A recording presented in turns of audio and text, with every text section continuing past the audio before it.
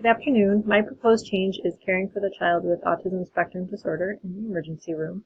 My proposed change clinical setting is the emergency room at Strong West, which is a small off-campus emergency room, which provides a great setting for this proposed change to take place. So the first part of the proposed change is preparedness, which is the assessment tool form. So ideally what would happen is when the patient comes in, a parent would disclose that their child has autism spectrum disorder.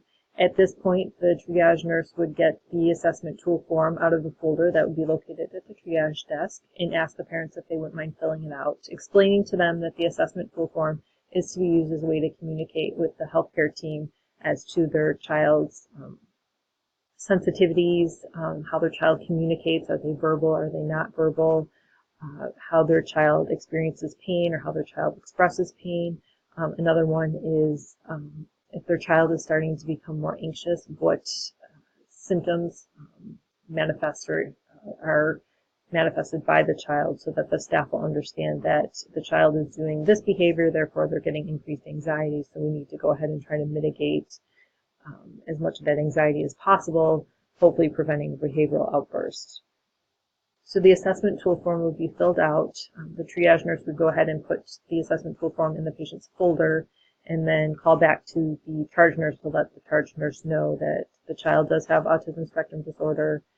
The assessment tool form has been completed, and then therefore the healthcare provider and the nurse can look over that assessment tool form and create a plan of care before they actually go in and see the patient. Waiting time is a issue with these patients as well. An emergency room has a lot of bright lights. It has a lot of loud noises that can increase a child with autism spectrum disorder's anxiety. Also, children with the autism spectrum disorder do very well with a rigid structure to their day. So an unexpected visit to the emergency room is obviously going to impede their normal routine, which can cause anxiety. So the distraction toolkit will be in the Pyxis to be signed out for that exact patient. The toolkits will actually be stored in our storage area that has locked cabinets that I can lock them in, and then that way you would use the key to get them out. The distraction toolkits will have 3 different age groups. There'll be child, preteen, and teen. So therefore, there'll be 2 of each.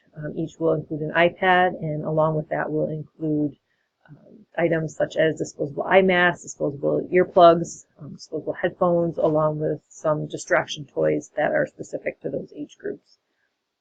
So ideally what would happen is the patient will be placed in observation room 2, which is on the other side of our emergency room that's out of the way of all the noise and chaos of the main emergency room. It has a door that can be shut, and it also has lights that can be turned on and off. It has a television that can be used as well for distraction. So if observation 2 is not available and the emergency room is busy, instead of putting the patient back in the main waiting room, we could offer the parents our bereavement room, which is across from triage. That is a separate waiting area that the child can be in while they're waiting for a room in the back. If need be, and they have the possibility, we can move the patient in observation 2 to another room to free up that room for the child with autism spectrum disorder. Under sedation, we have distraction techniques and toys. Obviously, sedation, either chemical or physical, is the last resort that we want to use with this patient population. It's stressful for the parents, it's stressful for the child, and honestly, no parent wants to see their child physically or chemically restrained to get a procedure done. So as I said, the toolkits will have distraction toys in them that can be used. They'll have iPads on them that'll have age-appropriate apps.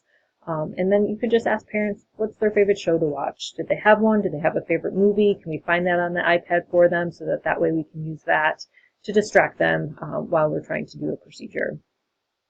Child-focused. Ideally, you'd want to use a child life specialist. Unfortunately, with Strong West Emergency Room being so small and only 28% of our population being pediatrics, it's not cost effective for us to have a child life specialist like they do at the main ED at Strong Memorial Hospital. So again, we want to use our iPad and those apps in movies and distraction toys to help with whatever procedures we have to do. And pain scales, which is included in the appendices, is basically just stating that children with autism spectrum disorder exhibit pain differently. They express pain differently. You might have to use more than one pain scale to get an accurate pain assessment on them. So I've listed Walkie-Bach, faces, and then just the numbers as examples of pain scales that can be used for this patient population. Education. The biggest complaint cited by parents of children with autism spectrum disorder is healthcare providers just don't have the education to effectively treat their children. And it's very frustrating for parents. So healthcare providers not only encompasses doctors, you've got your mid-levels, your nurses, your emergency medical services as well, along with your clerical staff. All of those individuals can help make this process better for a child with autism spectrum disorder. And in actually presenting my proposal to my stakeholders, my medical directors agreed that there is just not a lot of education for healthcare providers in caring for this patient population. Education would be included in my yearly pediatric skills day to ensure that all the nursing staff gets a yearly education on children with autism spectrum disorder, which the education day is mandatory for all staff members. And finally, resources. So these are your support groups. Again, social work would be great in being able to locate all this information for our patients. Unfortunately, at Strong West Emergency Room, social work is only available from 3 to 11. There are 2 support groups in the area, the Autism Council of Rochester and Rochester Center for Autism. So ideally what would happen is social work would gather these resources for us and make a folder that would be at the nurses station. So that way, if they were not available, we could, as nurses, hand this information out to parents.